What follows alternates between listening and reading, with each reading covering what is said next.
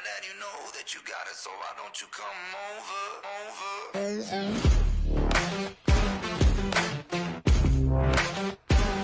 Won't you come over? Won't you come over?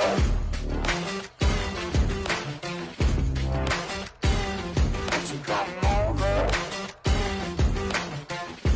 Won't you come over?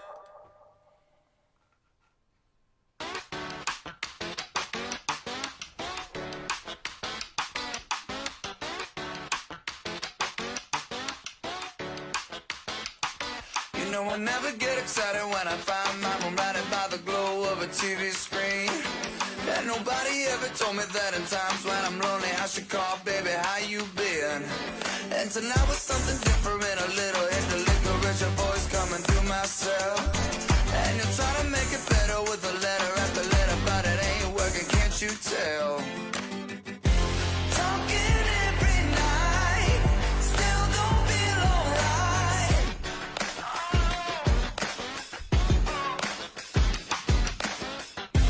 Kiss me through the phone, help me feel alone.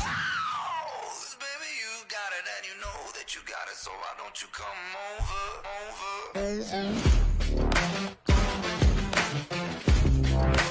Won't you come over? Won't you come over? So you were calling me, and baby, won't you let me be? Nothing seems to go my way, 'cause I was feeling kinda lonely, could've used a little company, really wanted you to stay. And if I'm being honest, all the things that I promised ought to get you up behind the wheel. 'Cause nothing makes it better, not a letter after letter, till I finally can get you here. Talking every night, still don't feel alright.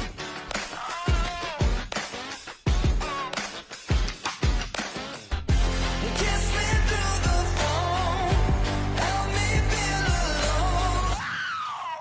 Baby, you got it and you know that you got it, so why don't you come over, over?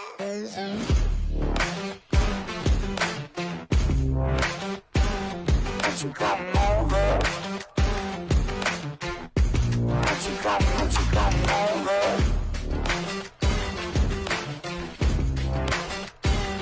Won't you come over? Won't you come over?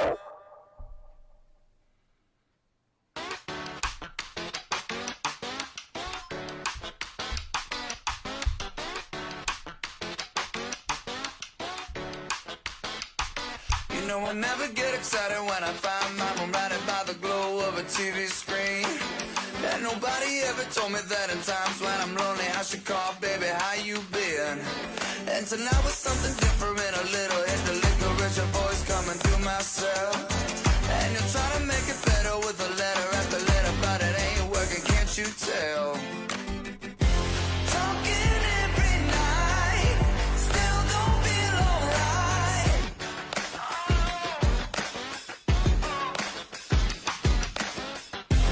Kiss me through the phone, help me feel alone. Baby, you got it and you know that you got it, so why don't you come over, over?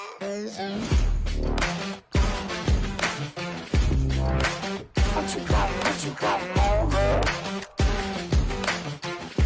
Won't you come over? So you were calling me, and baby, won't you let me be? Nothing seems to go my way, 'cause I was feeling kinda lonely, could've used a little company, really wanted you to stay.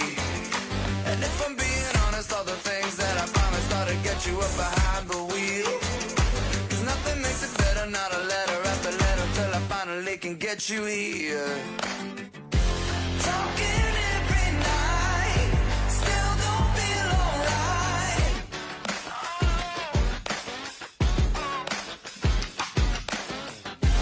Kiss me through the phone, help me feel alone. Baby, you got it and you know that you got it, so why don't you come over, over?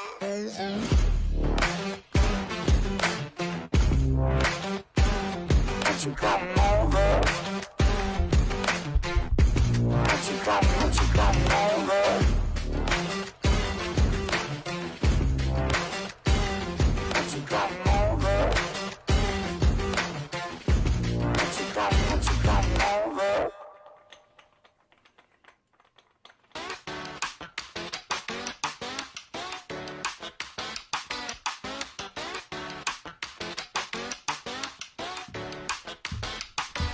know I never get excited when I find my room right by the glow of a TV screen.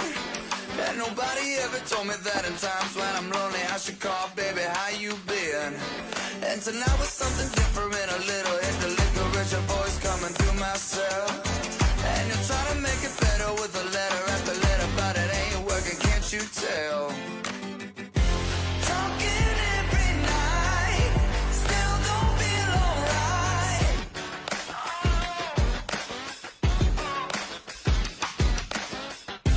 Kiss me through the phone, help me feel alone. Baby, you got it and you know that you got it, so why don't you come over?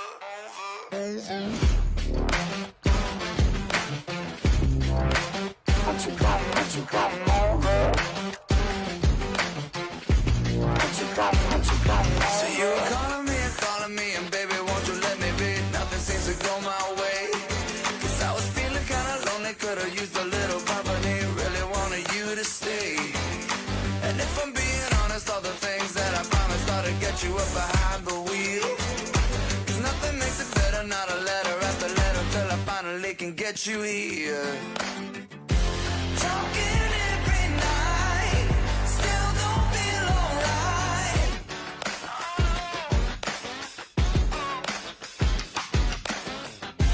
Kiss me through the phone, help me feel alone. Baby, you got it and you know that you got it, so why don't you come over?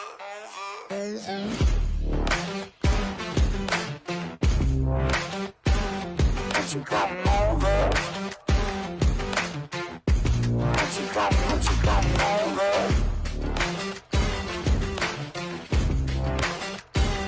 Won't you come over? Won't you come over?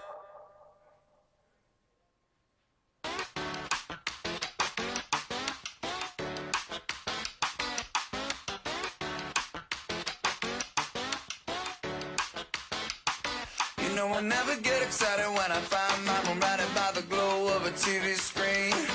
And nobody ever told me that in times when I'm lonely I should call, baby, how you been? And tonight was something different, a little hit the licorice, your voice coming through my cell.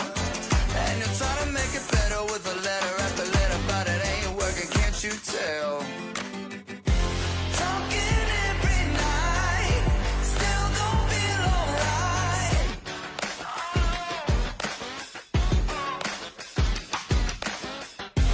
Kiss me through the phone, help me feel alone.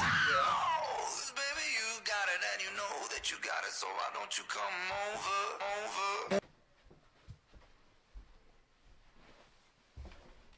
Okay, I'm starting.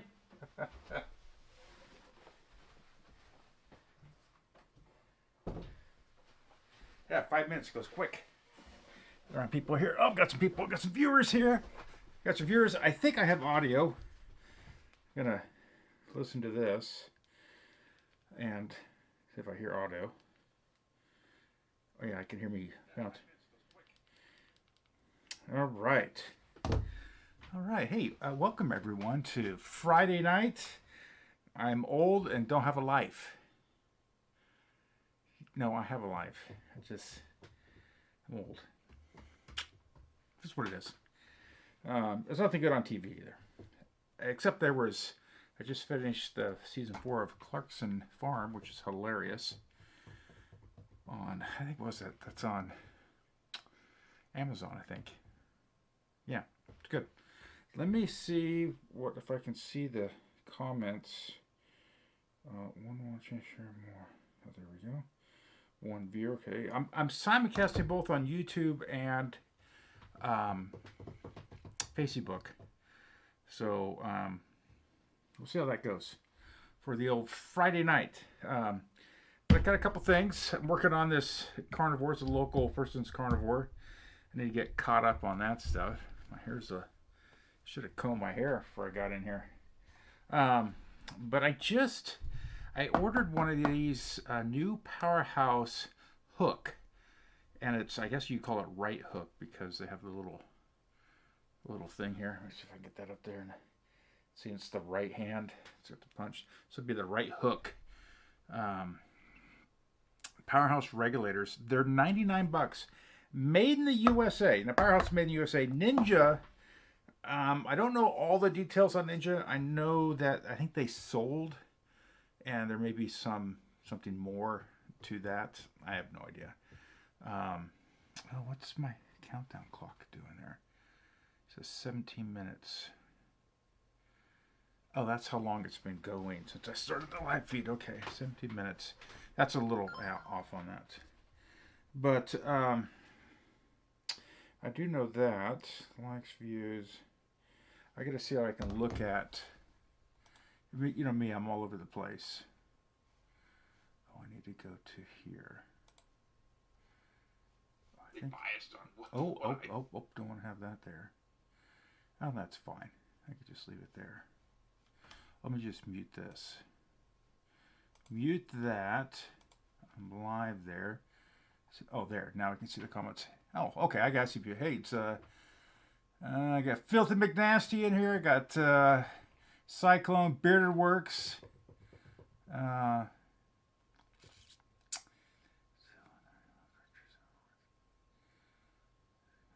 okay. Yeah. So kind of cool. You guys want to look at this thing? I'll tear it open for you.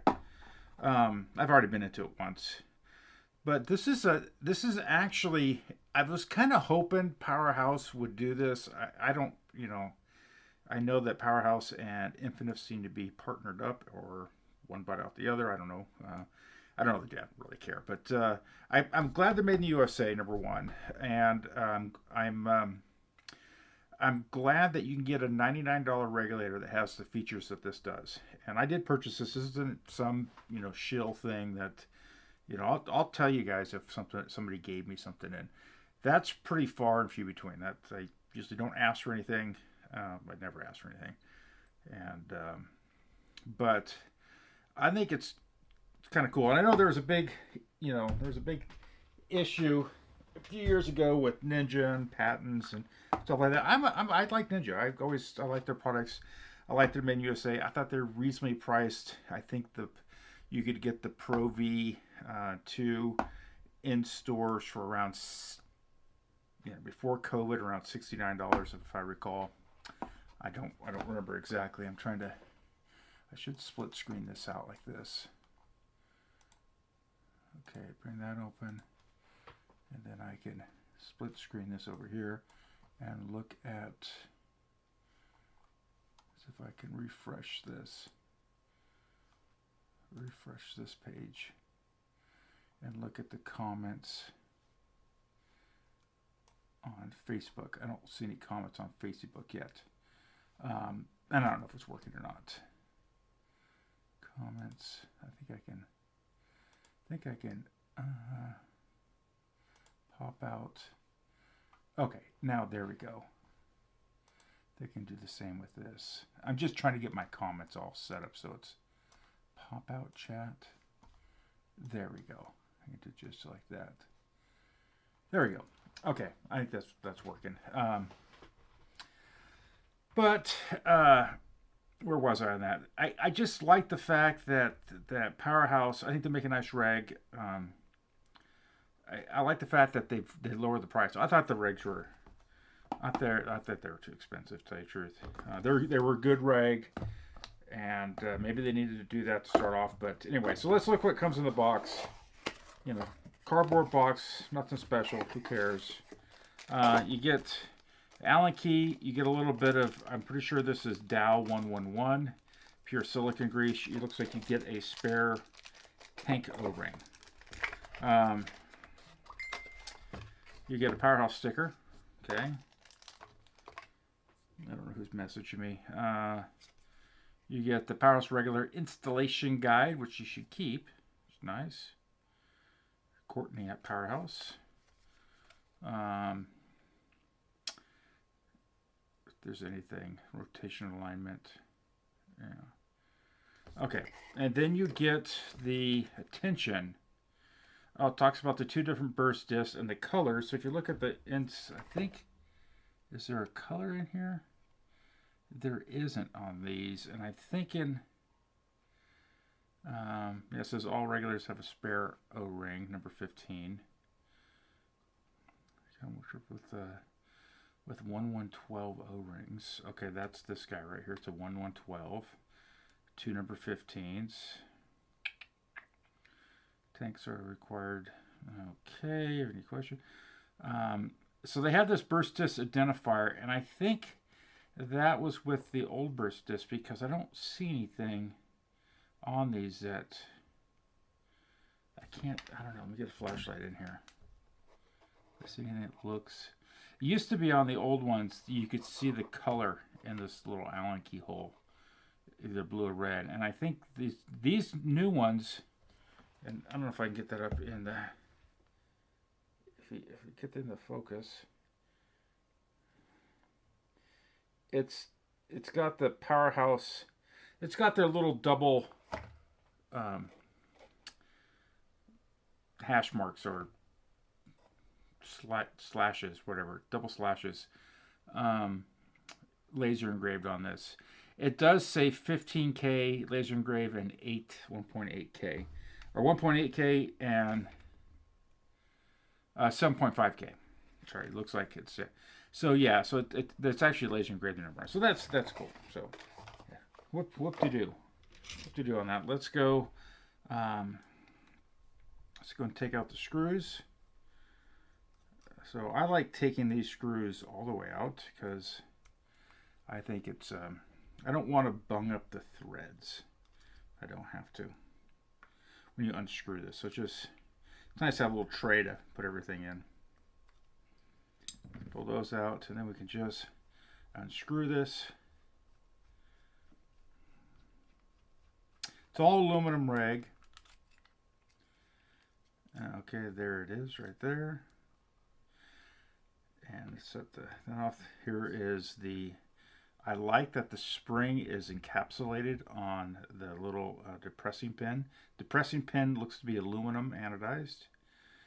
And so that's nice. It does have like the Teflon washer up in there. I think it's, yep, it's Teflon. You take the piston off. The piston has that typical wave spring that Powerhouse went with. I'm curious. Let me see if I have it here. Anybody sitting here? I may have sold my last one. I had a bunch of the Ninja rebuild kits, and when they went their way, everyone just bought me out of those kits. I don't know if I have one over here or not. Let's see. Looking to see if I have a spare. Sometimes I under inventory things just for that, but I think I sold every one of them. I want to say when I look at this that it's, I don't know, it looks just like a Ninja one. And the interesting thing is when you go to Ninja's webpage,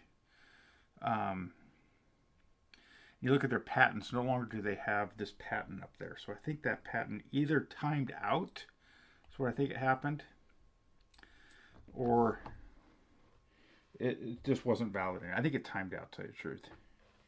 I'm seeing if there's an Allen key. I don't feel anything down there. I don't know if this is a replaceable seat in here. No, I think that's 100% machined. So that's 100% machined in there. Now, when I do look at this, there's no filter in the back end. So you're probably going to see, if you have any heavy contaminants in your field air, you may see some issues with that. And the only thing you're really going to see is you're going to wear this ball out. It's going to be pretty tough, I think, to wear out the seat on the inside. But this ball, I'm pretty sure, is replaceable. So if I can, it does have an axis. I'm not going to push it out, but you can push it out from the back side. You can push it out and you can replace this ball. And I think Powerhouse recommends annually just replacing the ball. And so you'd get a rebuild kit from them. And I even think the rebuild kit comes with a new piston. I think it's a waste of money. Give me O-rings, a new reg seat, and that's all I really need, a rebuild kit. But anyway, let's go. I got to catch up with.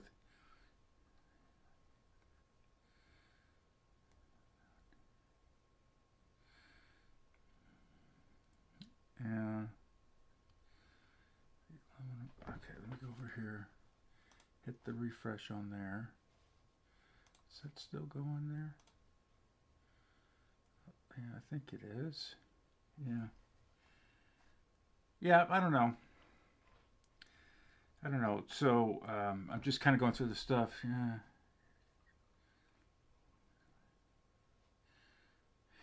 So they're talking about the aluminum bonnets on it, and we'll look at that here real quick. Let's take everything apart first and see what everything looks like. Let's go look at the aluminum bonnet on it. Now this is supposed to be a positional bonnet, and I kind of want to keep these screws separate. I think they're all the same, to tell you the truth, but you know, who knows? See, there's a little bit of Loctite on it. They do pressure test these prior to leaving, so they have a pressure test certification and card, and it says, sorry, pressure tested set between 4 and 450. Dyno test passed. Okay, 24-hour leak test pass, and Courtney was the tester on that. So yeah, you push that down through, and I don't know if this is compatible with the other one on their web store. Let's go look here. Powerhouse.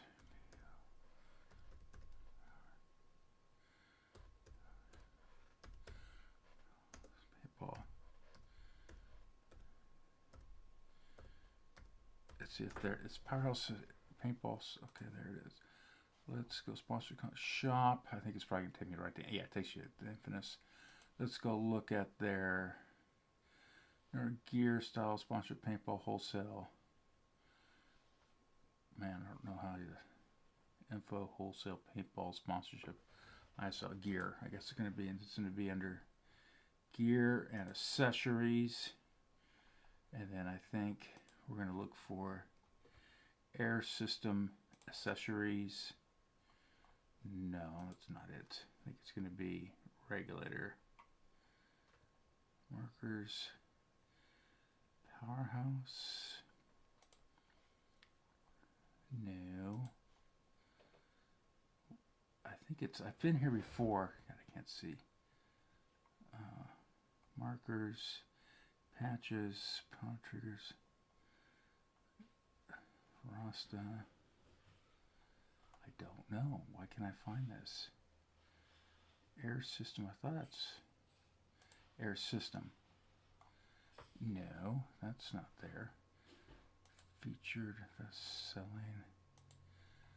Oh, I don't know why this is this. Let's go to accessories again. Let's just scroll through if I can find any stuff that's paintball or reg associated. Okay. You know what I don't like about the Infamous website? It has constant little pop-ups. Really annoying. Okay, so I don't think it's here. So let me go gear, regulators. Maybe it's under regulators. Like a powerhouse, mid-body regulator. Yeah, I don't know.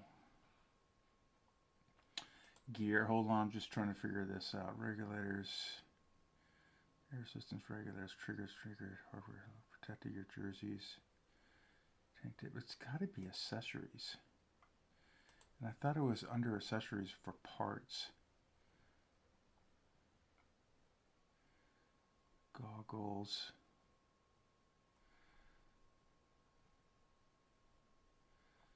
Man, I don't know. Mechanical marker accessory, marker sleeves.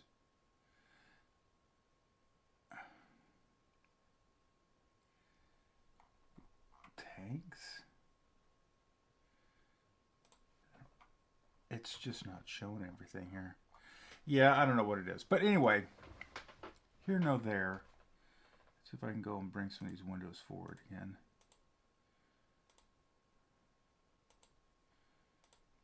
That's forward.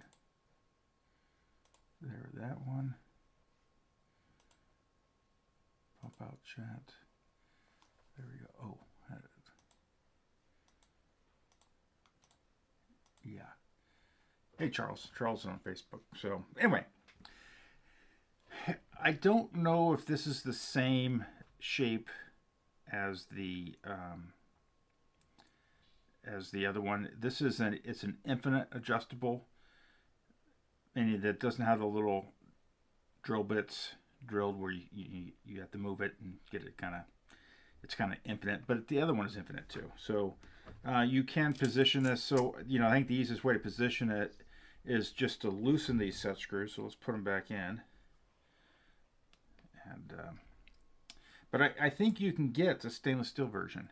They call this the one that's kind of set up for, they call it the semi-pro, I guess. They have some name for it, but beginner, pro, beginner. Oops, that's not in there all the way. Yeah, that needs to go up further.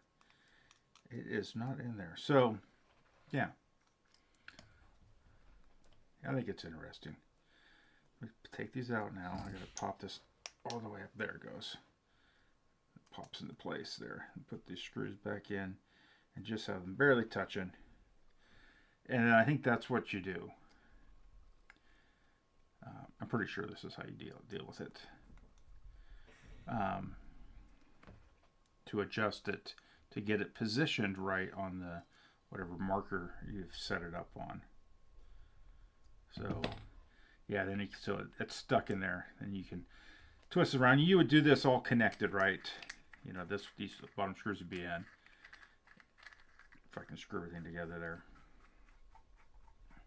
Kind of cool. And you could spin everything. You spin it to where you want it, and you lock your screws down. Kind of nice.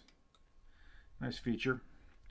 And I think, what the problem with the aluminum is eventually the anodizing starts to wear off. And I've talked to people that have had these locked on aluminum ASAs on the gun, or the on-offs on the gun, where they're just locked in place, and which is not the greatest thing. Sometimes you ruin one or the other or both, which sucks. So this does have enough lube on it. It's more than enough lube on it. It's greasy on my fingers. I do like how the spring is captured on that, so you don't lose that. That's actually, to me, is a very nice feature. Thank you, Powerhouse and Infinite. It's got the small little gauge on it, to get you close gauge, let you know that, hey, I got to approximate X. I'm not at 0. The highly inaccurate but somewhat accurate, enough to let you know how much gas is in the tank, type of thing. So screw that down tight. These I would probably, if you're doing these, the lower ones, I would probably run a little bit of blue Loctite. Looks like that's the color they're using on there. So what, 542, the blue Loctite on there. Or 122 Vivitite. I would probably do that. Whatever their recommendation is on it. I'm pretty sure the lube is Dow 111. It's 100% silicon lube. You want to be really, if you don't know what you're doing there, don't lube it with anything that's a petroleum product. You could it makes it to make a little noise that you don't want. But I got this 80 cubic inch tank. See all the threads in here. I like to thread it in about halfway and just try to see a little wobble to it, a little up and down, to kind of see the quality of the threads. Now, that could be the tank and that could be this. I mean, the tank could have threads that are not as specced out. But it's nice little unit. I did weigh it. It is 4.4 ounces, this regulator. So, nice little setup. The setup, I don't know what setup, but they say between 4 and 450. If you want to increase the pressure, you can put a shim in there. So If you have your old Ninja rag that's dead, or whatever reason it's not, we can't get a rebuild kit for it, or whatever, I think you could take those shims out of there and you could add shims, which is going to increase the pressure. The lowest you're going to get on this is probably that 450, whatever the spring is. The spring wears in, it may lower a little bit. Yeah. So you're kind of stuck if you're in a Bob Long G6R type of gun, then where you need an SOP rag. Then I think you can go to them, and I can't find anything on their website, so I don't know. But I saw parts there before. I don't know if they have a low pressure kit or not for the thing. I thought I saw it.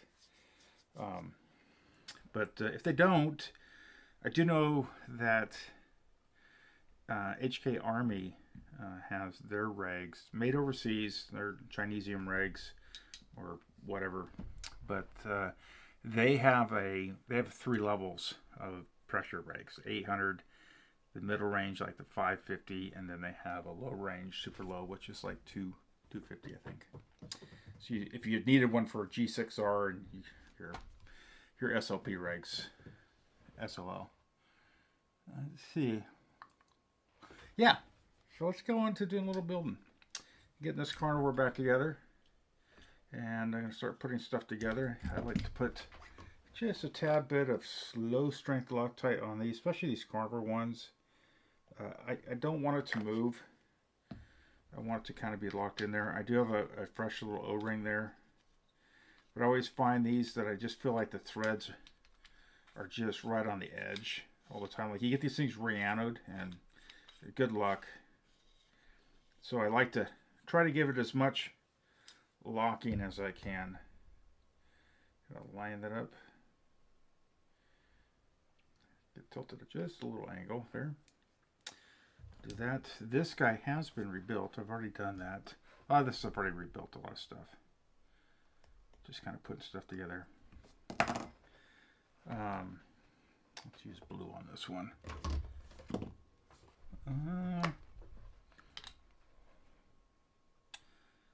Let's see. How's everyone else doing? Hey, I got something I'll put out to both groups that are here. Let me see how many people I can actually look to see. Well, I don't know if I have. Many people are here. It's like YouTube is kind of quieted down too. That's all right. And let's see how many people I have over here. It's a Friday night. Yeah, it's only a few viewers. That's fine. I'm okay with that. I'm not consistent. I just kind of wild on when I'm doing these things. So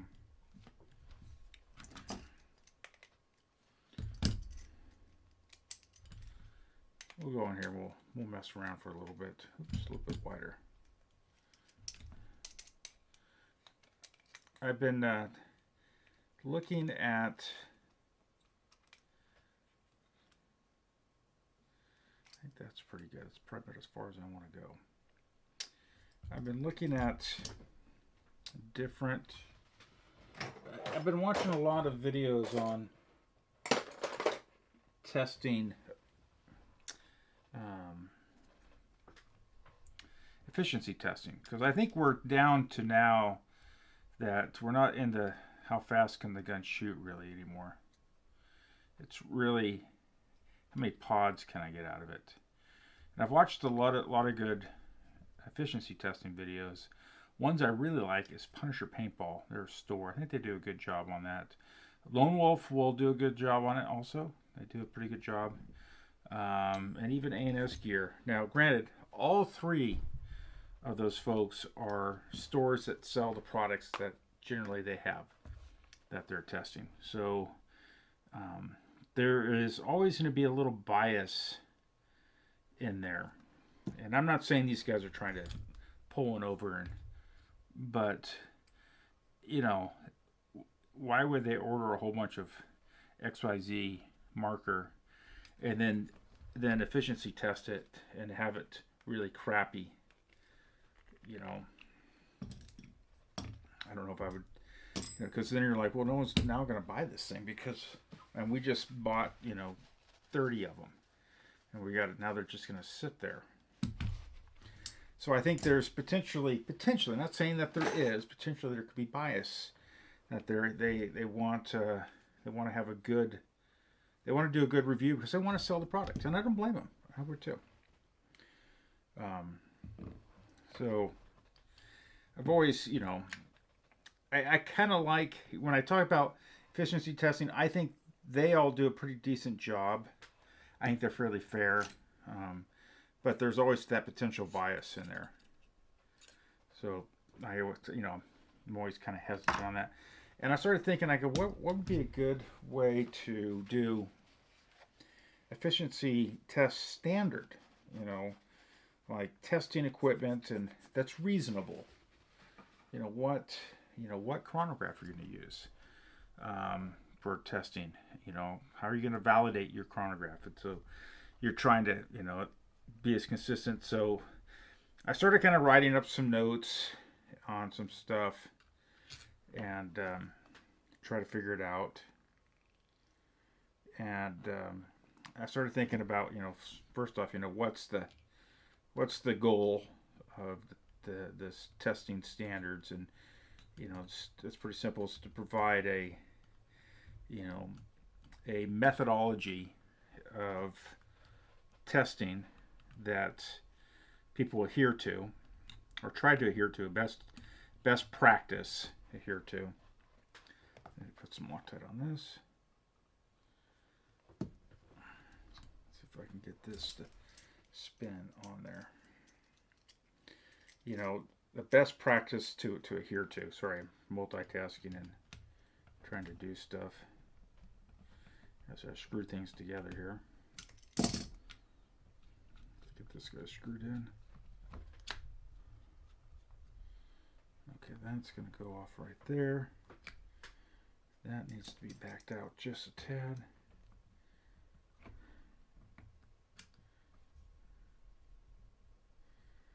I want to get this. Sorry, I'm multi. Well, maybe I just unscrewed this a little bit. Okay, that is there. I don't want it there. I want it there, so.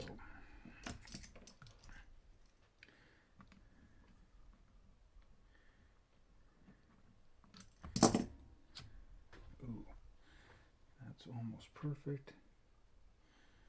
I want that just right about there. I'm going to go in just a little bit. I'm trying to put a little buffer on the back end of this.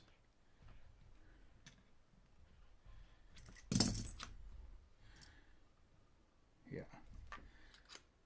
Perfect. Let that set up. That's going to have to set. So I may set this project off to the side and let that Loctite set up there. Let's get a... Oh, Charles is over on YouTube also. Thank you. So I started thinking about, so what would the standards is the standard of methodology that should be or shall be applied when doing efficiency testing. And I think you need to look at equipment. What's the testing equipment? So what type of chronograph you're going to take? What is the standard size tube you're going to use? You use 140s, 160s. What is the most common standard size on that? On the tubes. And then, paint's the tough one. I would say that, and I can talk about paint here in a second, but your tank size, are you using a 77 or an 80 inch? Because that will make changes. And then what equipment? So tank, the gun's going to be the gun, so that's always going to stand on its own. But the other things we want to have is least amount of variables as we can, so when we go back and we review these, we can compare against other guns and say, look, within scientific 20% variance, I think we're pretty good. That that would be good. That between stuff, we can say, look, yeah, this got about this. If you get something that says, well, this gun got 12 pods or 18 pods, and this gun got 17 and a half pods. Well, you could probably say both guns are equal, I would say. If you have something that where you have a pod and a half difference or something like that, I think that's where you would say that, yeah, there is a slight bit of efficiency gain with it and stuff like that. But so the equipment, yeah, I'm trying to think what else. You got equipment, you get the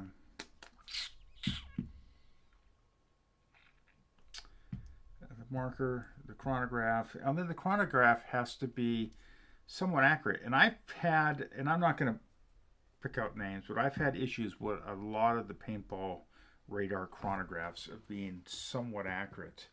I personally use these ones. These are from the original, the big red radar, big red chrono guy. This is the bat radar ones. And I've actually talked to the owner of this company. He's a pretty neat guy. He did stuff for the military for firearms chronographs and had that contract. And he's really proud of what goes in these. And there's really, you take those apart, there's really high-end components on the inside. He spends the money, buys high-end Doppler radars for it. And but anyway, you know, what chronograph do we use, or does the tester use the same chronograph that for everything that they test on? Is that the consistent thing? I don't know.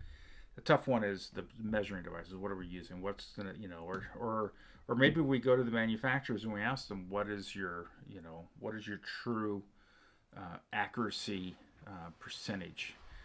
And maybe there's going to be testing on those. I don't know. We use the old light ones, the true chronographs that, you know, these are radar. These Doppler radar, where it has the ball travels between two light beams, and it's light beams are a certain distance apart, and when the light beam gets broken is when the clock says, hey, this is the start of the ball and this is the end of the ball.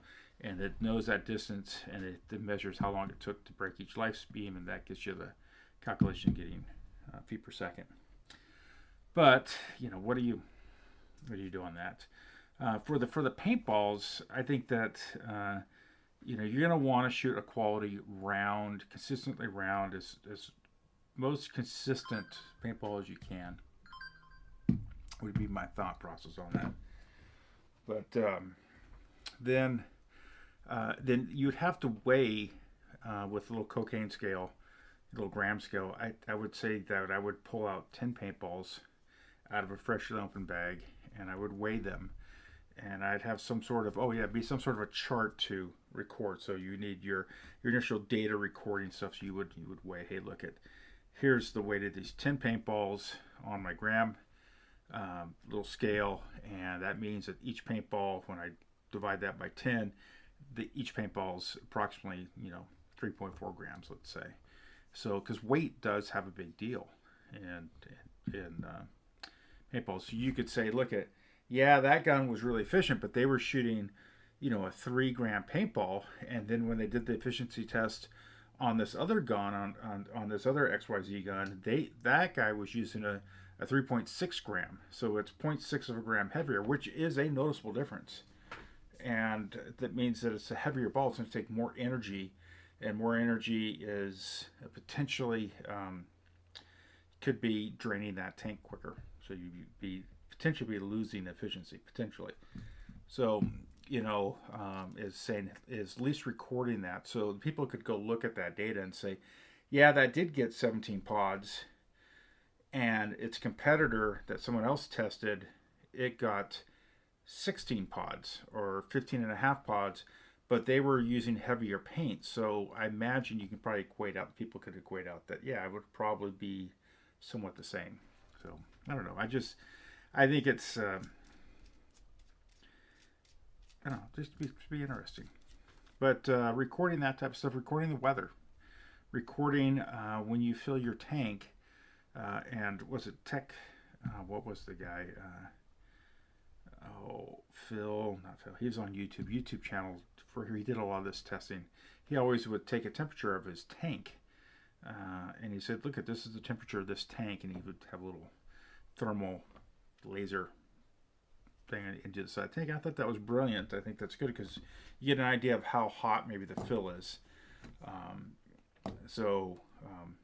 If you have and then how much air is in your tank.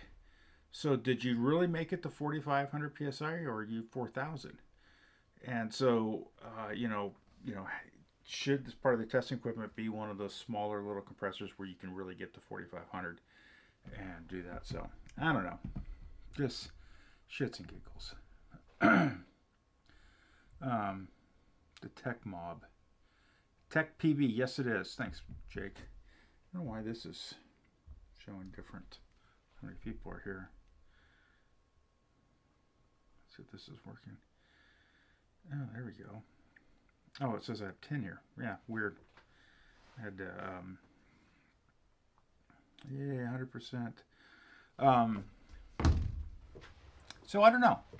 Those are things I started writing stuff up and started looking at things like that. Then how many paintballs do you shoot? Well, not. I mean, we know how many you're going to shoot, but when you're shooting them, because you're going to go through cases and stuff.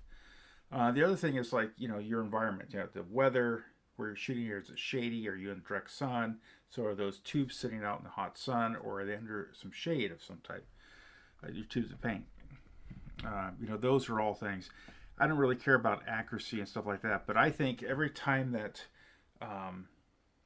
that you do your initial chrono and you count those balls, right? You count those balls, or maybe you kind of preset the gun up, make sure it's shooting close to the 300 as possible. So we want to get as close to 300 feet per second, but we'd say, look, we don't want over 300 feet, but we don't want under 295. So if we can stay within there, within a 10 ball volley, then I think that's going to be a good solid test.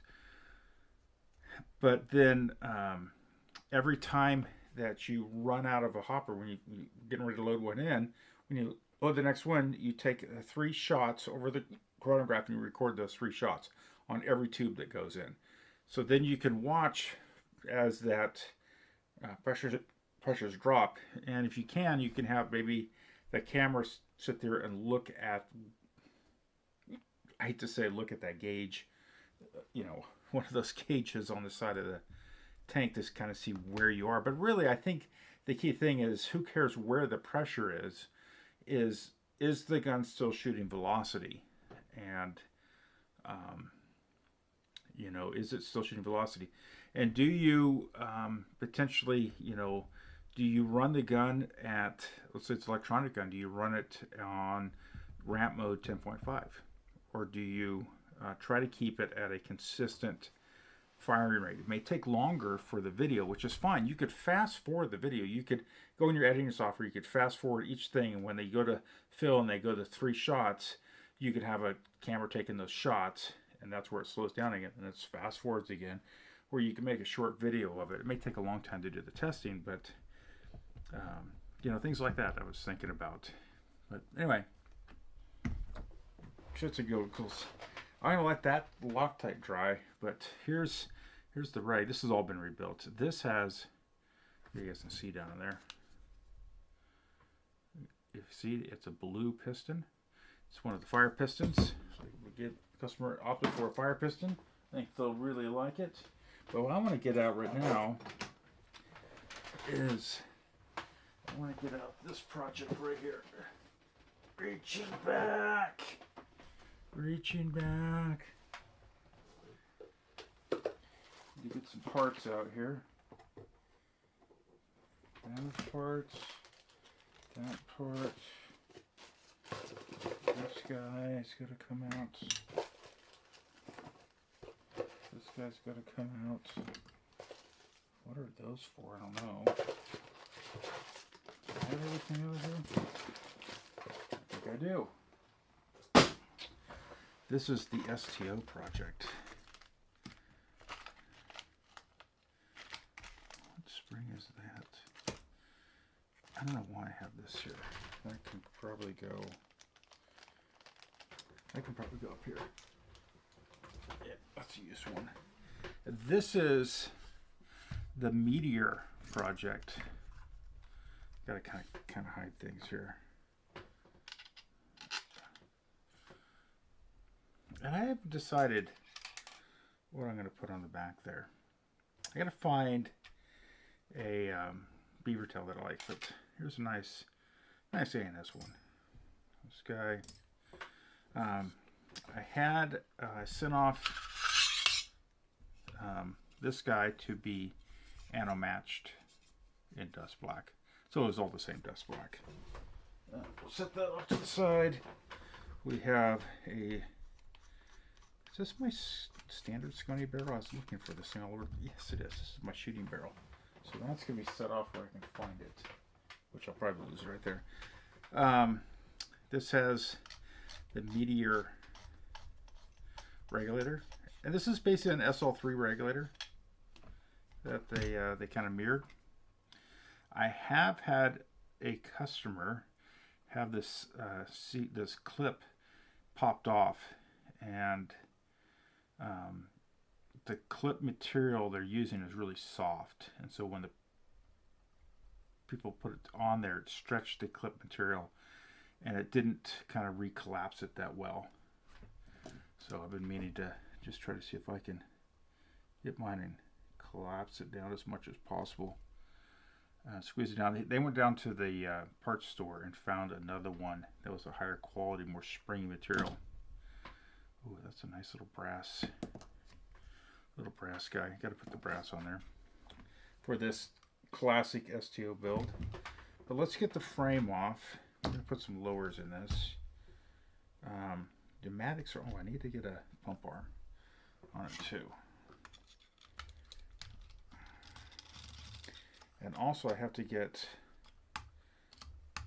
lower tube components, and those components that can go there. This ray can go in there. There we go. This bolt. Pretty nice. Very nice little bolt. No, there's no fire piston in the Meteor reg, Jake. The Meteor reg, it's like an SL3. You don't need one in this. The SL3 regs are good regs, because, yeah, you don't really need one in here. Kind of a waste, in my opinion. Oh, it's a lot of. I don't think I've taken this too much. It's got a lot of smoogies in there, like over lubed. Looks like Pathon grease or Pathon, whatever they call that stuff.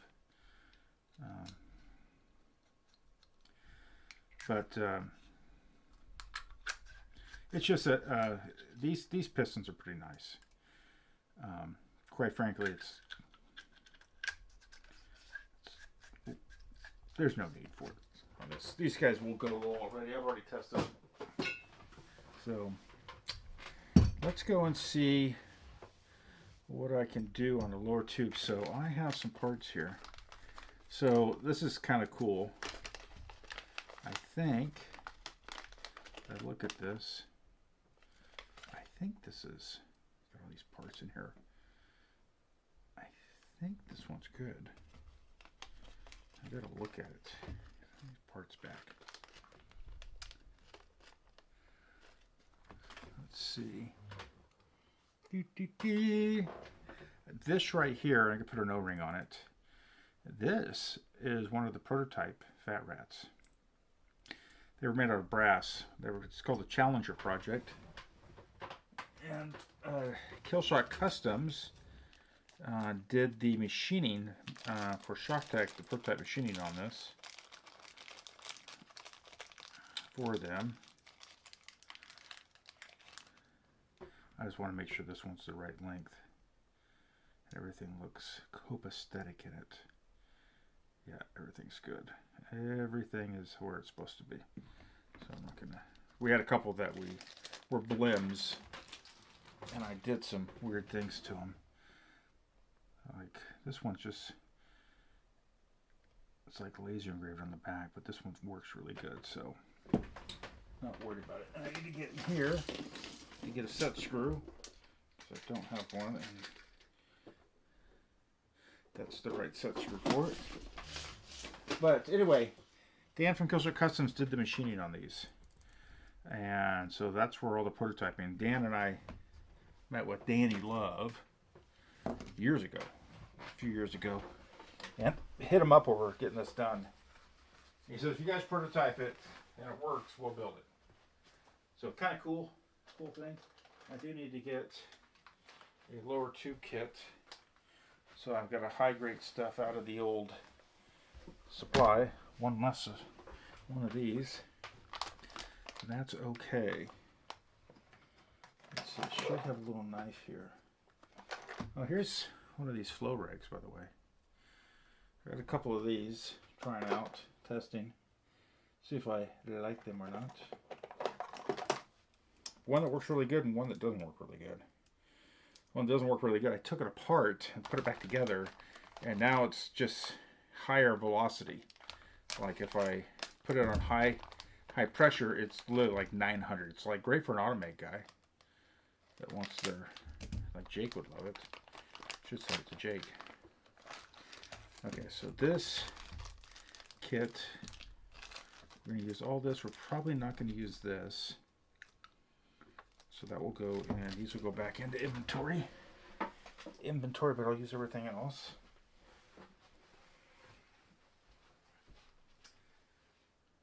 That can go there. That can go there. And hold on one second. I'll be right back, and I'll go grab something.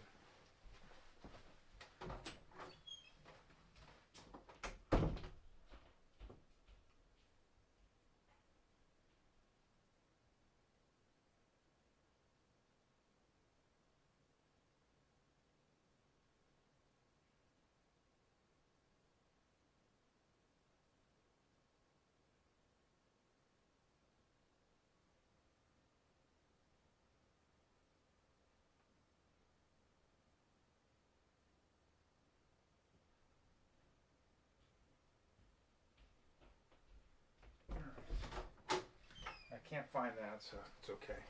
It's getting hot in my office. So, not the end of the world. Fire pistons, Meteor. Let's see. That is done. You know how crazy it is? It's when you... It's like now I have this store, I have all this inventory. I just go and grab stuff out of it. It's kind of crazy feeling. Just be able to go in there and go, yeah, I need one of those. I'm not going to use a cone lug. I'm going to use a rounded lug. And the cone can go right in new product cone. And grab a rounded lug. There we go. There we go. Got that out. But we are going to get this going.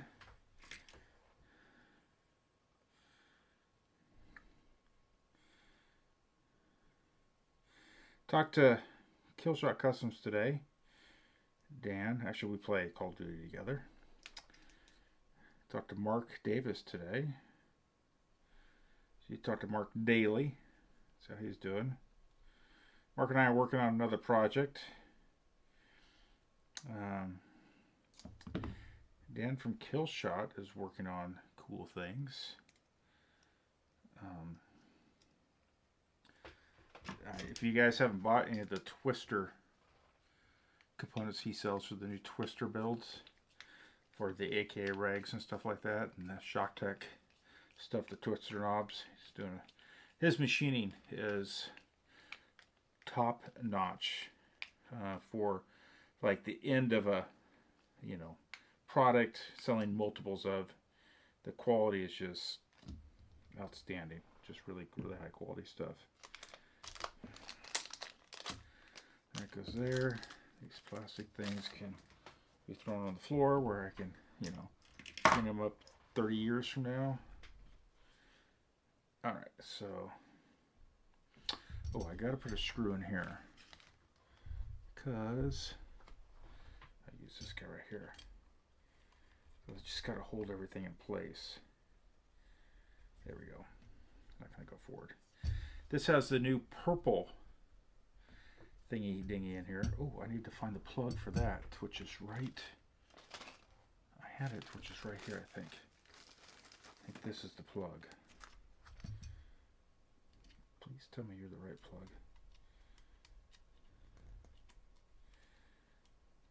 There's a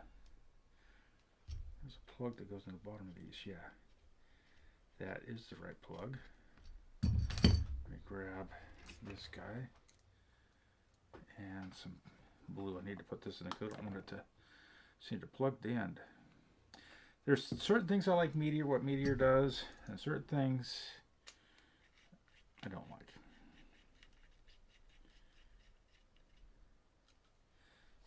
I don't like, I mean, I don't mind this plug. I don't know, it's not a bad thing.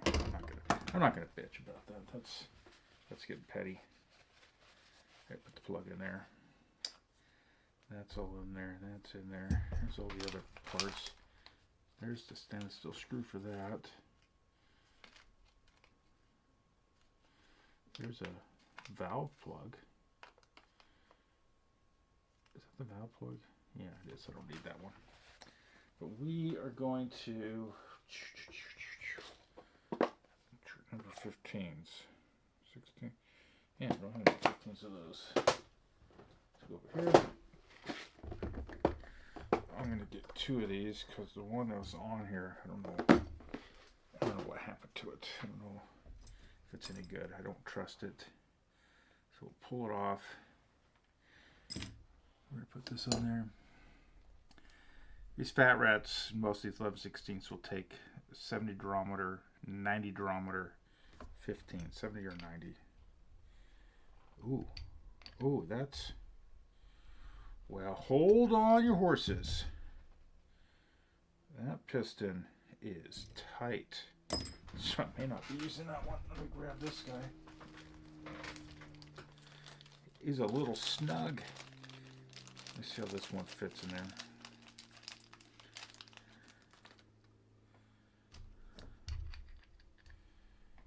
Yeah, I think I will. I will not be using that. You know, I have some more brass ones. Let me see here real quick. I have more brass ones. Where did I put them?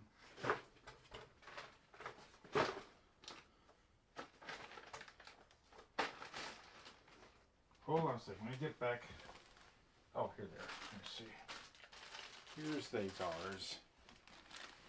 Here's all the prototype stuff. Kind of crazy. Let me see. Yeah, these are really tight tolerances. Those probably won't fit.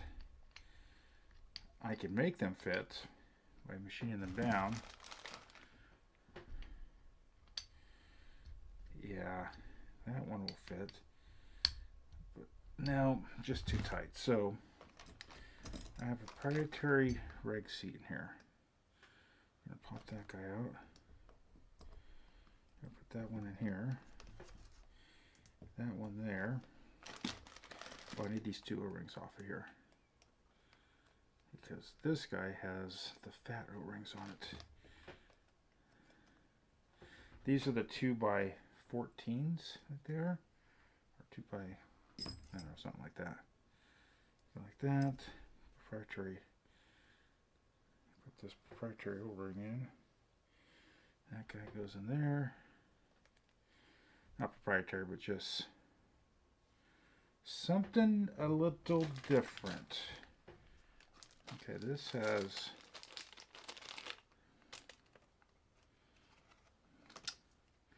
that can go there. That can go there. That can go there. That can go there.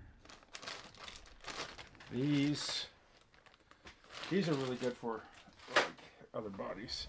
I can't sell them because they're prototypes, but I put in my own personal gun. But this one is not, talking to myself a lot. Put a lot of lube on these O-rings. Oops. Lots of lube, and we're gonna lube all these threads up with some gooby lube. I'm gonna slather it in there. I'm okay with putting more than I need because it's probably going to get wiped out. We're going to get this guy. He should snap on there. Try to orient this to go in the right direction. And then we're going to push. Oh, he's a tough one. I've got a bleeder. Oh, you know what? Look at that. Use the bolt. There we go. Be careful going through the... There we go. Feels nice and snug going in there, so I'm pretty confident that we're good to go without clipping O-rings. Pretty confident. And that it's probably be more than enough stuff on that. Jake's on here. He's monitoring if I'm tightening screws all the way down or not. I did a video of an Oracle or an Outcast here about a week ago or something like that, and apparently I didn't tighten the rear frame screw. And I don't know it's not tight, but it's, you know, it's a hinge and it's just dropped down. You can see it in the video. Jake from Beardworks, he's like, messaged me privately. He's like, hey man, he goes, I think that rear frame screw is loose on that Outcast video. If you watch it, watch the last Outcast, you'll see it. And thank God I didn't send it to the customer. I still got another gun of theirs to do, and I finally got parts. These are all for that customer's gun. I got to do some soldering, which I hate doing. But anyway, he's like, yeah, it's not looking so good there, partner. A little loose. I look at it and I go, oh crap, it is. It is a little loose. So, ooh, oh yes, oh, the valve works so good. Sort of a little bit of light oil down here, just a little bit of light oil, just a drop will do me. Don't need much. This is a brass hammer, you don't really need a little bit. But you can, if you want.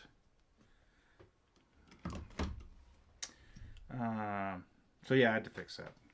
I mean, it's just tighten the screw. I just forgot to tighten the screw. Gun shot great, so what's the big deal, right, folks? Okay, this is a rounded lug, so I like to have them come down a little bit further. Ooh, Nelly, look at that.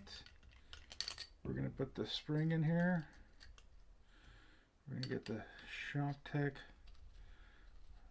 RockTech, the ShockTech IVG. I'm probably going to do some laser engraving on this IVG STO.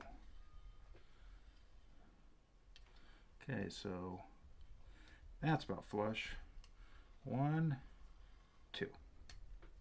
See how that settles in. I don't know how many people are here. So yeah, that's a little embarrassing, but you know, life's embarrassing. And when you push it in with that, you get a loop all over, so that's nice. Ooh, Nelly. Oh yeah. Feeling good. So the other thing I need to do is put a timing rod on here. So I have an older War Games, because so what I did is I got some old War Games pneumatics, and I found the aluminum, all aluminum STO. This has got the nickel plated sledgehammer, and this the standard O-ringed 3-way, which I really like. This is really good stuff. I thought about doing ShockTech stuff, but I've done a lot of stuff with ShockTech, and I like War Games products, so I'm not gonna, you know, we're gonna give them a little shout out today. Yeah, this one will work just fine, but I need to unscrew that. Then I need to re-screw it in here. I probably should do this a little smarter than dumber. Let's see if I can take this off down at the bottom. This is the metric one, isn't it? Oh, no. I think it, no, I don't know. Let's just take this apart. Take that apart. This has the second little O-ring here. You make sure you get that on there. That's to make sure that everything is sealed, because he has a little divot here, and things were breaking through sometimes. So we just want to make sure everything is happy-go-lucky. I'm going to put this through like this. Screw this on. I want to go just like that. Actually, I could probably take the shaft and push it out. Can I push it out the back? No, I can't. No, it won't go all the way out the back, will it? Because it's War Games.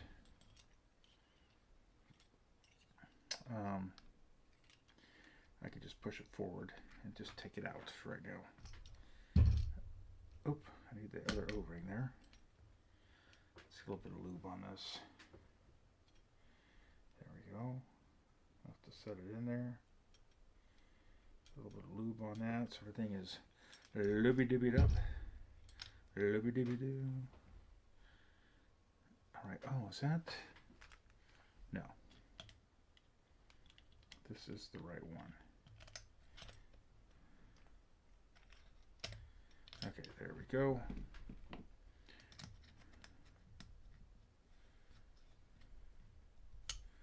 Snug this down. I don't know how many people are here. I think there's a handful here.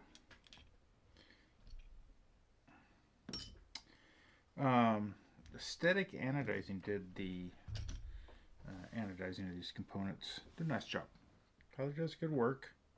I know that some people have had bad luck, and that sucks sometimes. I want to put stainless steel screws in here too. That does happen.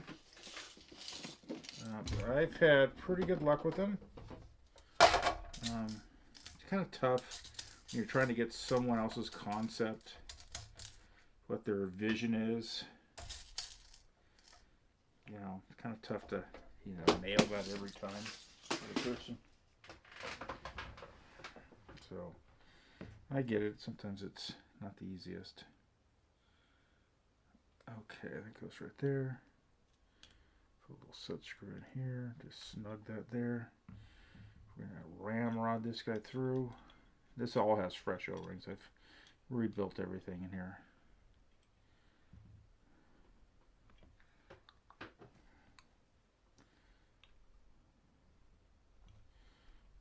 Ooh. We're going to throw a little Loctite there. I like the purple stuff for this. A little drop right there. Whoops. That went everywhere. Rotate that there. When I screw these down, I just screw them down to where they stop. I don't like jamming that set screw into that brass. All it is, just needs to hold it. You don't need to, you know, wreck her home. We're just trying to get it to hold. Oh, that feels so nice. All right, so that's done. Caulking. Oh, you know what I forgot? I don't know if I put that in that hammer. Let me see if I did or not. I gotta get a flashlight down there. Oh no, I put it in there. Never mind, I'm being stupid. Did I put that set screw there? Yes, I did. Right, so let's get some components for the sear. I have, this is the Nova roller sears that I've re-bearinged all of them and then inspected the hole. Unfortunate, these are, for the price, they're worth it, but you have to do a little work to them. The bearings may be bad. I do sell them on the website. They're not that expensive, like $4 or $5. They're easy to change if you need to. And then the little hole here, the pivot hole, one side, this was laser cut, and then it was ground to thickness. And when they did so on one side, it left a little burr in this one of the holes, and then it got hardened with that burr in there. And so this is really hard. You can't even run a file through it to get that burr out. You have to run like a coned little grinder, and you just go in there and you just got to grind for a few minutes, and then you get a little, you just check to make sure you can slide your pin in and out. Before you can't, it stops, slowly stops, and it makes the pin really stiff. And then that pin ends up riding inside your frame, which is not the best place because it will frame the aluminum. So anyway, it's fixed form. For $15, it's still a great bargain. They're made in like Taiwan or something like that, so they are overseas, but I really, for the price, it's worth it. I think, and you know, they're probably working on. Oh, I just lost a screw. They're probably working on getting those fixed. Who knows? Oh, there it is. Get that screw. Oh God, that's hard. Comfortable. There we go. I don't know. So we got that. We're gonna put in. I gotta find a trigger plate I want to put in this. I don't know if I want to put a shock type trigger plate in it. Let me put something different. What do I have in my pile of parts? No.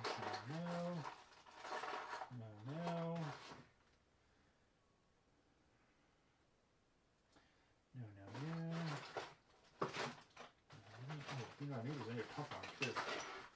So while I'm here, myself a full-size pump arm.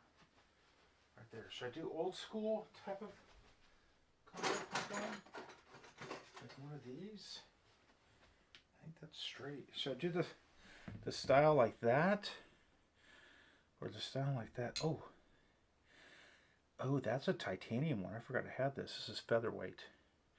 No, you can't have it, Charles. Need to save it. Charles is like, I will take. Oh, or should I put a black one on it? Oh, I kind of like this black one. I think we do a black one in it. Yeah. Now I got to see what this black one looks like.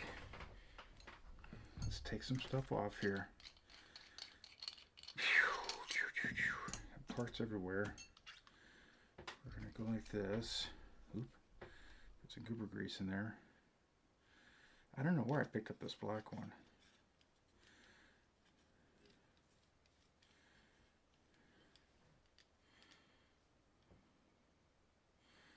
Let's see how we're doing on length.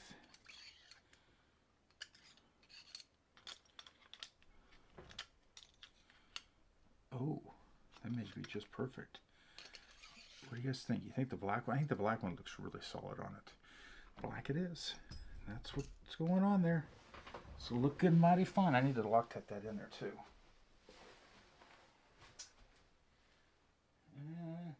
I'll Loctite it on there in a little bit. All right. Oh, I was looking for a trigger plate. Let me see. Maybe I have them in here. I have one here. I have one. No. Oh, I do have this. Oh, here's the one I was looking for. That's the one I wanted. Because since this is a War Games, we're going to try to stick with much War Games as we can. So what is the War Games plate, the chrome plate? I do like it. And it will be nice in there. Nice and nice. Okay, so this has, do a couple things first. We got to unscrew this. Forgot I did this. This is really cool.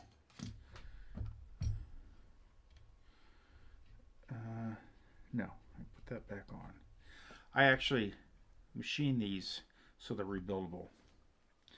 We're going to unscrew this guy because I know it's the right length. I should unscrew this and just test. So I'm going to unscrew this guy. We're going to pull this all the way out. Come on, get all the way out. Come on. There we go. Pull this all the way back. We're going to see how far this screws in there. Let's see how far. I need it to go, you know. See, that's my fear. It's like, I feel like it just stopped there. How far does this go down? Oh, it goes all the way. I think it just has some boogers on there. Oh, sorry guys. Let's see.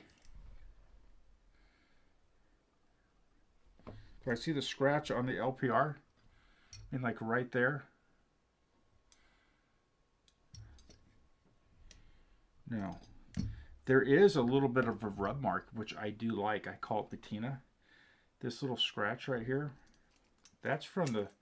That's all War Games Cockers had, those rub marks from the shrouds. And I am down for that look. I think it looks freaking great.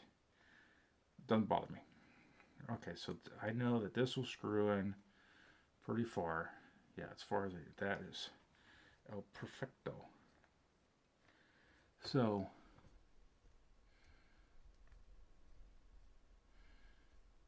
Dan Edwards. Oh, is that no? Is that Kill Shot? No. Never mind. Okay. Okay, so we're gonna get some blue Loctite. I'm not a big deal on, especially these matte black guns with scratches. Don't bother me, not at all. I make it this as a player's gun, but that's the typical wear you're going to see from a shroud. Okay, that can get lined up right there. I can wipe off all this goober snoobers. So if you're really weird about that stuff, then great. If you're not really weird about it, then even greater.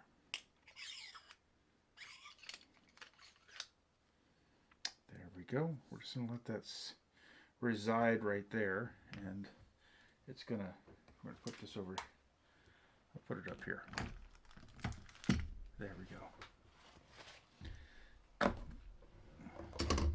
So that goes there. That goes there. Let's get back to putting this, taking this apart. I use this guy. Take these rubber grippers off. Made in Taiwan. I don't know where I got these panels from. They're like Hogue, you know, cheapos.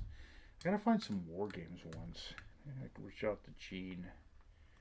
See if he'll send me some War Games, if he has any. Now these guys, these are pretty interesting. Let's get all the parts out for this. There's several springs and doodads and Hujman Fliegans. Let's get all the stuff we need. The glide screws there. Do these springs right here. They give you several options on springage. That one goes in the back. That one's for this. Right there. That, we should have a screw that goes up from the bottom, which is this guy right here.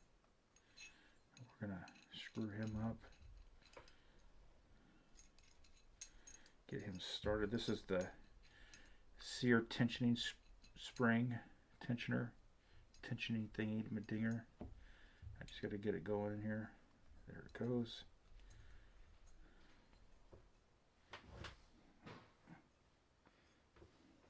That's good enough. Then I get one of these little guys. This is the tensioner thing for this guy right here. And then one down like that. There we go. These are frame screws, which I already have those. We need to drop in, and that's a valve thing. That right there is for this guy. We'll put him later. Let's see. Oh, let's see what else is going on here. So I'm glad I'm not the only one that is bored on a... Oh, I have purple right here. Bored on a Friday night. I'm not really bored. Just had a lot of things going on in the old life. I felt like doing a live feed. Now, yes, I could polish. I could put brass tip polish ones on here. I could do all that. But I'm kind of going old school. I can adjust this. I can. It feels great. I don't want anyone's complaining. Okay, now I need to do this. Because that needs to come off because I need to get this guy shoved up through there. This guy right here. Put some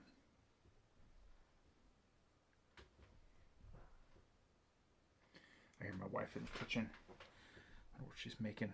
Snacks. Is it snack time? Okay, let's use the trigger plate to screw this down. Deep dop doopy doopy. Okay. There we go. Good enough. It's there. Now, this is an interesting setup. We're going to put in I need my sear pen. I need a sear pen. I have one right here. Dun, dun, dun, dun, dun, dun, dun. Now, hopefully, I grab the right one, and this actually spins. Look at that's what you want it to do right there. And make sure this goes. Yep, that goes all the way through. We're gonna run this guy. Oh, I want a little oil. A little oil. Let's pre-lube this little bearing. Put a little, and in this little hole, put a little lube. Little dot will do you.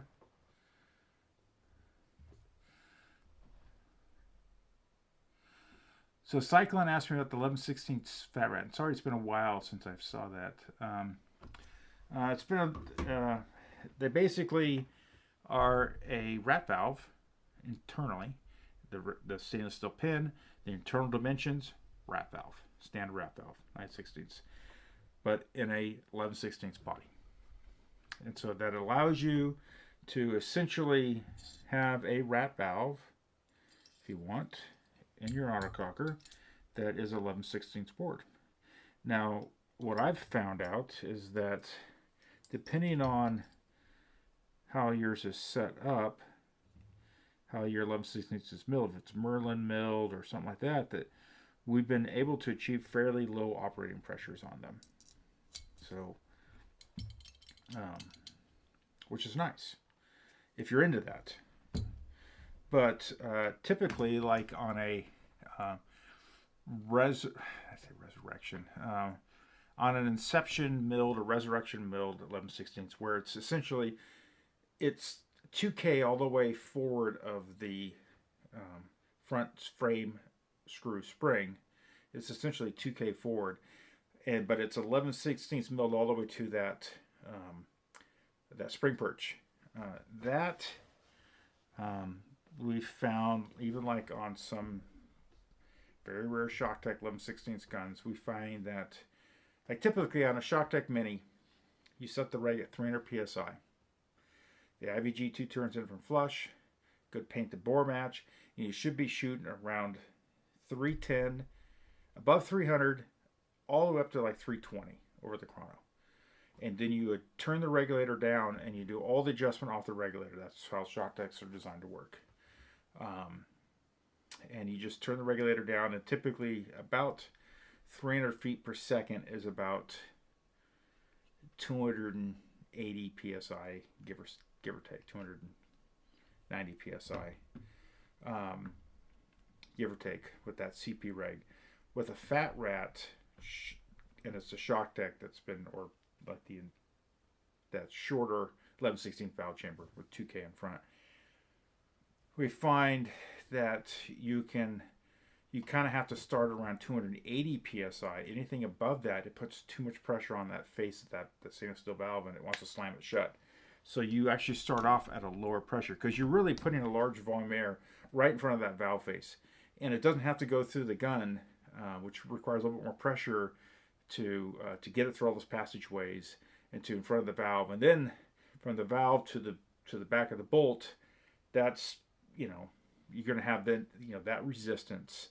That's more of a somewhat finite, but not really. And but we found that you're able just to lower your operating pressure by around 20 psi. If it's too high, it's just the valve wants to shut. So, which is not the end of the world. Perfectly fine.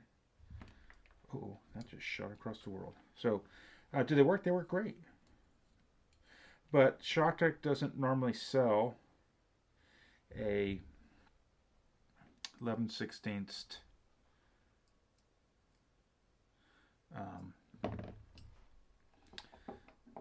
valve or gun. That's just not in their kind of in their options of stuff.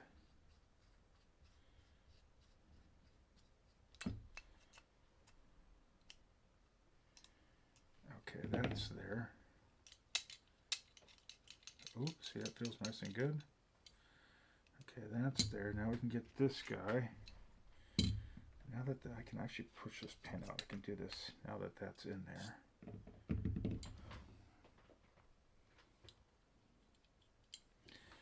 We're going to drop this guy down, or drop him in upside down. Try to shove him all the way through. There we go. That guy goes there. This guy goes here. So, I mean, a lot of guys will ask me, well, should I get my gun 11/16? You know, my ShockTech gun, should I? Yeah, you can. You know, is there a net performance upgrade to it? No. ShockTech just wanted to make 11/16 valve for other guns. And the 11/16 community was, you know, ass out on when it came to that. And Dan Vizzani from Killshot Customs you know, pitched our argument on why this is such a great idea. Danny didn't want to do it, to tell you the truth. He was like, man, these things are a pain in the asses. He says, you have all these different lower bore sizes, and if you tighten that lower screw too tight, then it's everything just is unhappy. And I do not disagree with him. So this little spring I'm going to save. And it's going to go in my saved spring drawer. Boop, right there. This actually feels really good. These Meteor frames with the adjustments like they have here were designed for the War Games plates that have the little taper on the back, because that's where the spring, the trigger return spring, goes. I do need to clean this guy off, but we're gonna throw her on anyway. Ooh, he's tight. He's tight. Got blue Loctite all over this.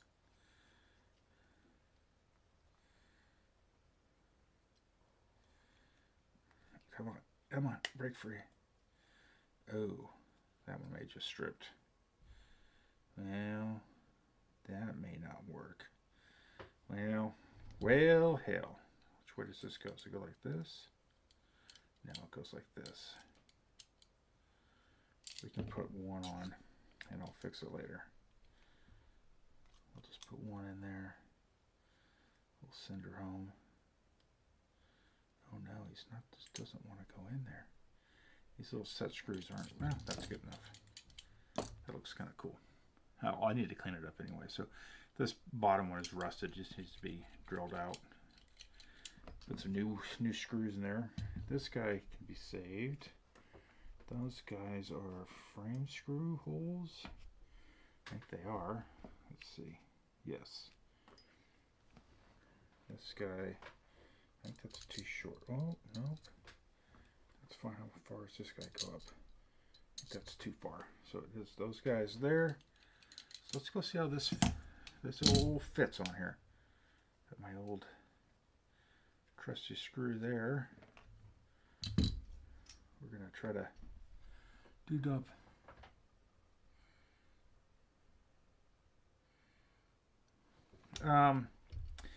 It doesn't necessarily. You got to understand that low pressure. You're kind of.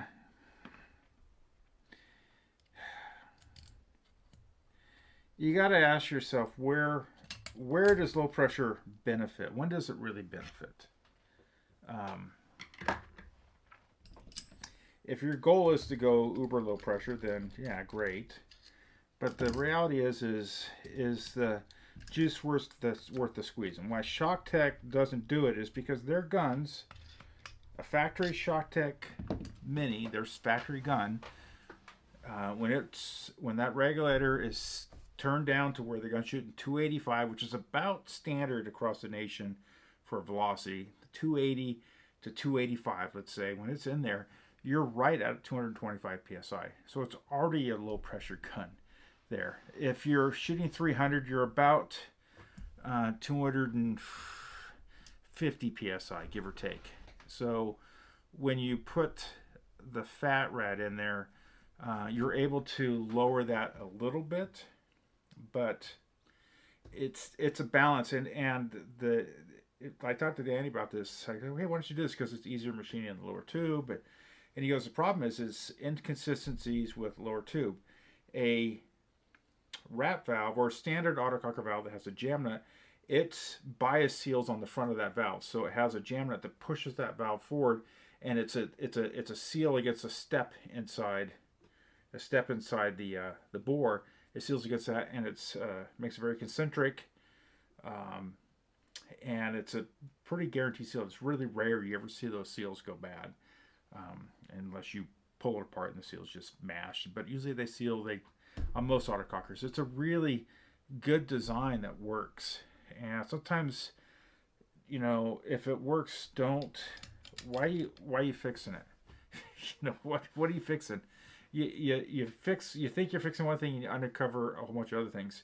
With 11/16 valve is the valve is held in by this little screw on the bottom of the body here, that little, like one of these guys, and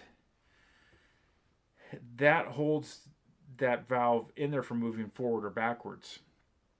And then it has two outer O-rings that if you put that little set screw in too tight, you move that whole valve down in the body. And one side of the O-rings are really smashed, seal really good, but the upper side is just, they may just have a very, very little hold, and you'll get these, like, my valve's leaking, so we replaced the valve face and seals 1,000 times. Well, the problem is you've jammed that screw in there so tight you move the valve all the way down.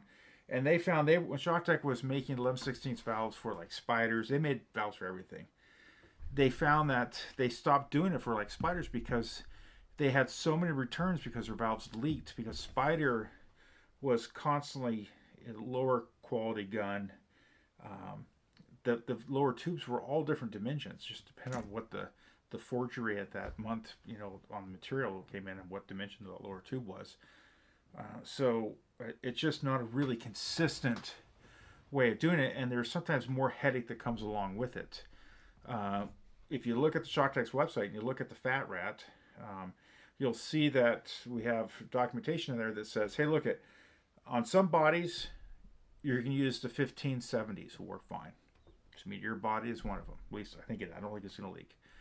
On other bodies, you need a 90 durometer because you need that O-ring. It's a little larger hole in the bottom, so you need that O-ring to really, not squish down as much.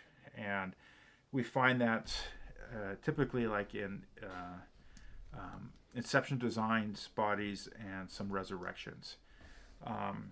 But then in some bodies, like the new mech bodies, the Pyros and stuff like that, you need to run it's a 2mm O-ring, which is not a common O-ring size. It's 2mm core diameter, and then the inside diameter of 14, so it's a 2x16 or 2x18 because it's 2 millimeters on either side. So it's the outside diameter is 18 millimeters, the inside diameter is 14 millimeters, and the core diameter is 2 millimeters. So it's 2 and 2 on a 14 makes 18, and so that's like the thicker, it's like a thicker number 15 in a setting chronometer, and that makes it fit in a Numac body.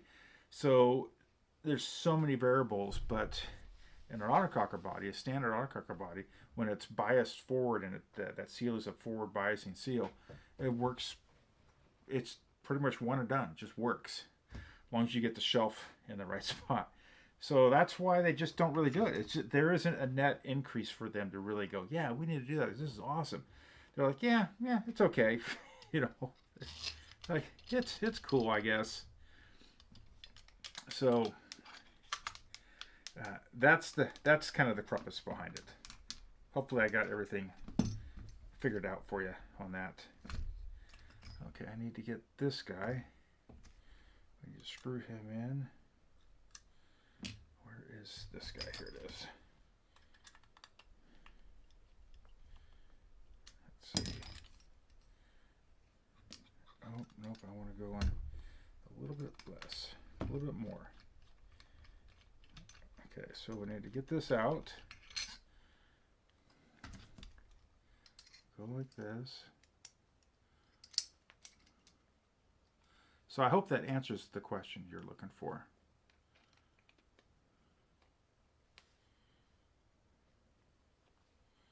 There we go.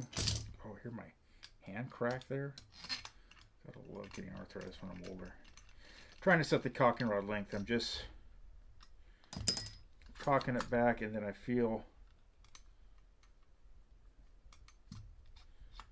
yeah, it feels to be right about there. It seems to be pretty good.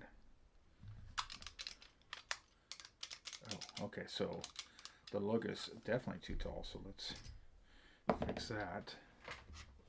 I'm like, why is this not working? Why is it so unhappy? There we go. Like that. The screws back tight again, because I don't want Jake calling me out saying, hey buddy, you're getting old. I'm like, yeah, I know. Does this have a hole in the top? Yes, it does have a hole in the top. Perfect. We're going to back this screw out here.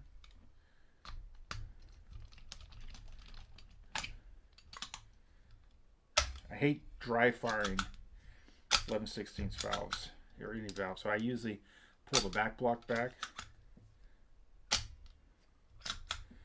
Let's try to see where this is popping at.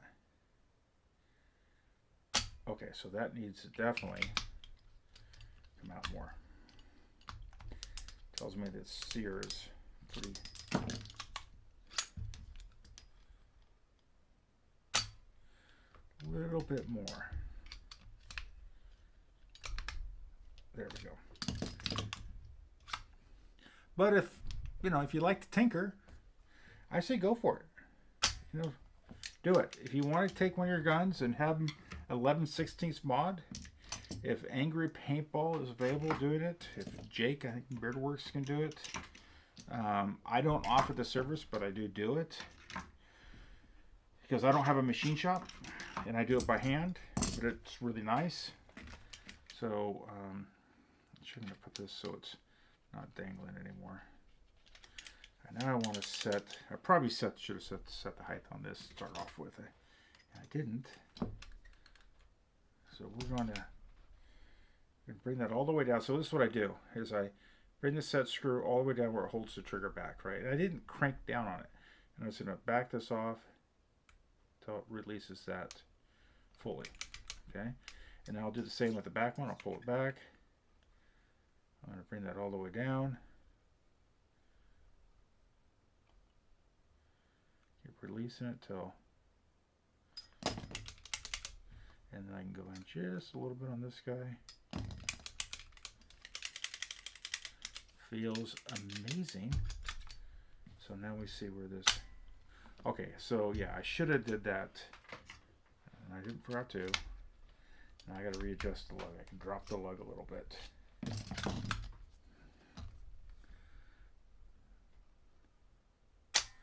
It's right about the middle. It's good. It's a good starting point. It's a good conservative tune. Ooh, oh Nelly, that feels mighty fine. Okay, we need to get this guy put on here. I'm gonna put him through there. Oh, shove that damn thing. We're going to open this up. I'm going to shove that through. And get blue Loctite on here. Loctite Almighty. There we go. See if I can get things.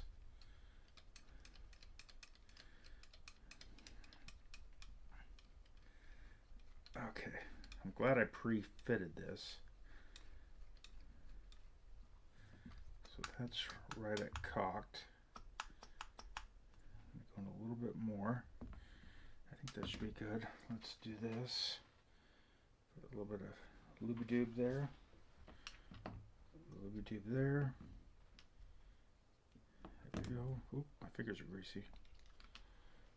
Oh, just too greasy. No problem.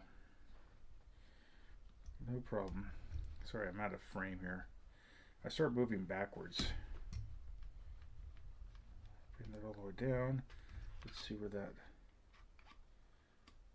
Ooh. I got it right where I want it. I think I'm going to back it out just a little bit.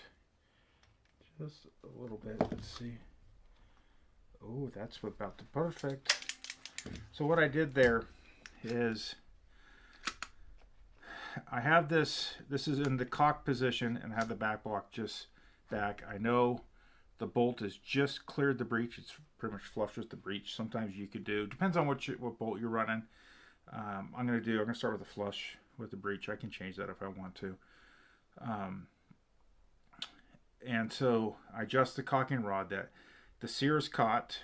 I pull this back, feel that, and then I want to make sure that I can pull back. Now I'm bottoming out the ram, and then I can pull back on this guy, and I know I'm not bottoming that lug out and that groove, and I'm not over stroking this further than what it needs. I have about an 1/8 inch of, just about an 1/8 inch of movement, and then all the way forward I have it where the front bumper, you can feel the front bumper hitting in there, and it's working fine. So that's what I do. Now I gotta let the Loctite dry. I gotta get the Loctite that's all down in here out. If I can, I gotta fish this in here. Ooh, yeah, messy. There we go. So I can my little pick and fish this through. So that's how I set it. That's how Shock Tech kind of sets them. There's no need to overstroke this further back, and you control that by the length of your cocking rod. If you overstroke it, then that hammer comes all the way back, that lug comes back, and as this thing moves forward, this lug slams into the back of your sear. And if you're, in most cases they are, if your sear or your lug is harder or softer than each component, one's going to start getting dented. And if I can minimize how far that lug comes back and how much energy, if it's a short little distance, it doesn't have as much energy on it. And in reality is it kind of your lockup time's a little bit quicker on that. So that's why I do that. I want to stiffen that a little bit. I need to get the screwdriver in here. I gotta go down in here. There's a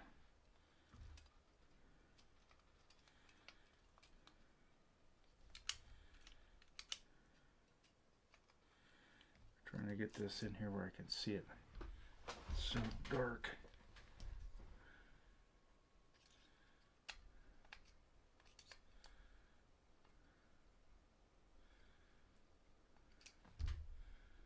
Back this off, maybe that would help. Back that off a tad. Yeah, there we go. Oh, feels a little bit better. Bring that down again. I want a nice, reliable pull. I find out that when you don't have a super high-end ball bearing, Killshot Customs device, is I like a little stiffer spring. I want a little bit more return pressure. with that, let's go test this again. I'm going to screw that in until it stops. So I'm going to get that all the way back. It's stopped.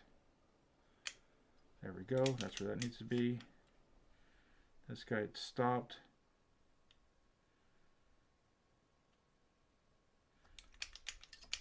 A little bit more out. There we go. Feels really good. Let's drop a little bit of oil on the side of the plate here. Just a little drop will do you. A little bit on these in there. Oh yeah. Oh yeah, that feels great. A little lube will do you.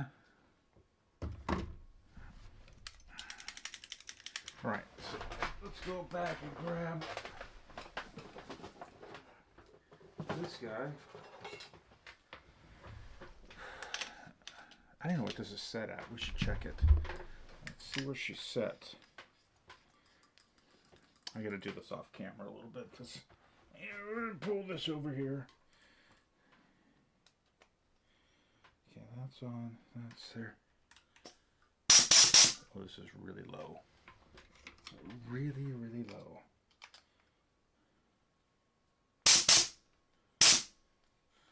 We're going to go about to 250. Now let's take it up to, no, that's 300. I'm right around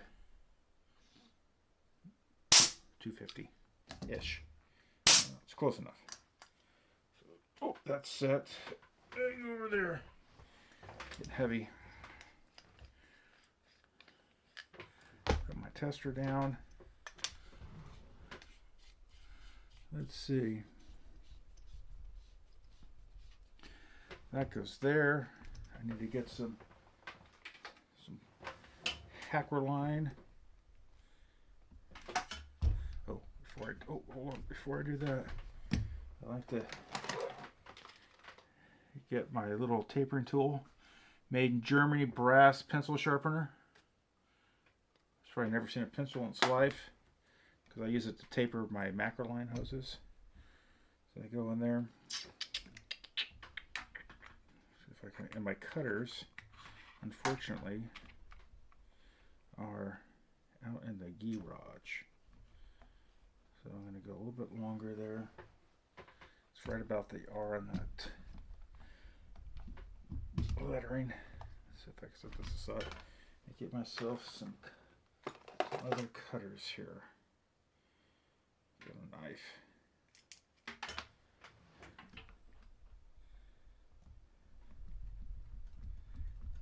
Really crappy knife, but it will cut through. There we go. Nice Gerber knife, but I cut it nice and straight. Oh, what is my short piece? Oh, yeah. Trying to taper the long piece. We're gonna, so I put it in here. I'll zoom in and show you. See, this is nice and sharp. So I put it in here, and I just take a sliver off. Just really, all I want to do is just taper it. I don't take a ton off because I want to have good O-ring engagement. So we're gonna go like that. Push that right about there.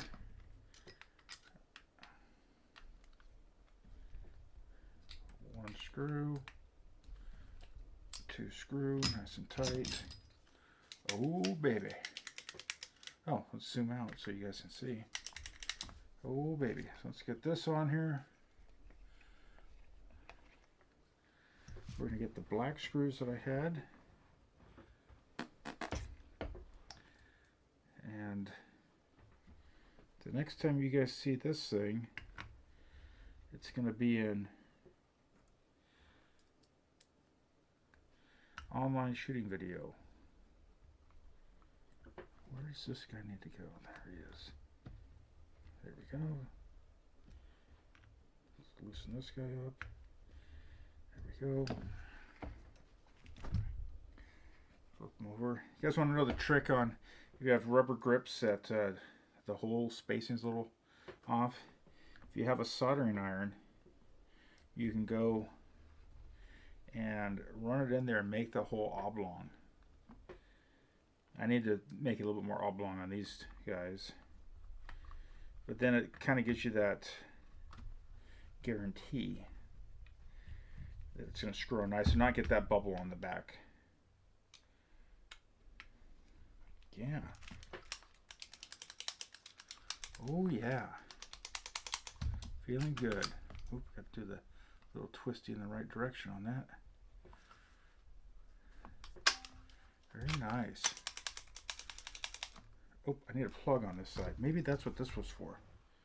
No, it was not for that. I have a plug. Got one right here, I'm pretty sure I do. I do. I have a nice black one. We're going to throw that in there. So I just want to black it out. Go like this. Like this.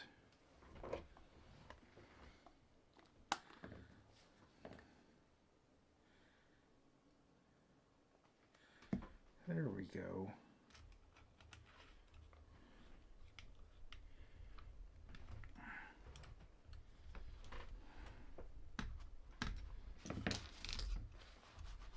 Got a lot of cool things that are coming up here in the near future. Certain things I can't talk about completely yet, but I can definitely, you know, indicate that there's something coming up.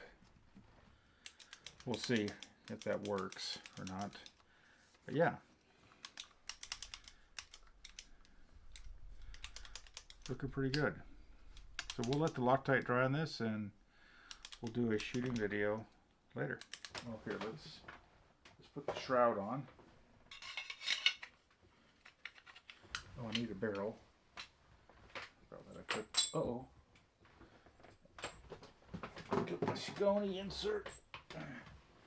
Hold on. Hold your horses. There we go.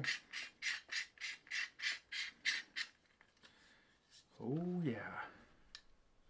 Let's cover that up. The old STO. I think it looks great. Very, very much blacked out. I could have did some more black screws on things, but I like this black cocky rod. It kind of, everything hides it. So, all these tools over here. Like this. We're going to throw this right here, because we got to hide certain things, because it is YouTube, and it gets a little weird. But with that, folks, I don't know who's all here left, but yeah, things are coming up. I can't really talk a lot about them, but things are coming up. I'm sure people already know that are watching this. I don't know who's in here. We're trying out some cool stuff. We'll see if that works. See if it works good. We think it will. You know, we'll give it a try. If it doesn't, then, you know, maybe something like this just doesn't come off the ground. That's just how everything works. But with that, I'm going to head on out. And thanks to everyone for showing up and hanging here. I don't know how long we've been on. I think probably about an hour. It's just an hour too long. So, all right. Thanks everyone for showing up. If you haven't done so, like and subscribe the YouTube channel for me, please. And ring the little bell thing and on my videos, and that helps me out somehow. YouTube tells me to say that. I get zero money, so I'd love to get money. That would be nice to do more projects, but more cool things. But anyway, everyone have a good night.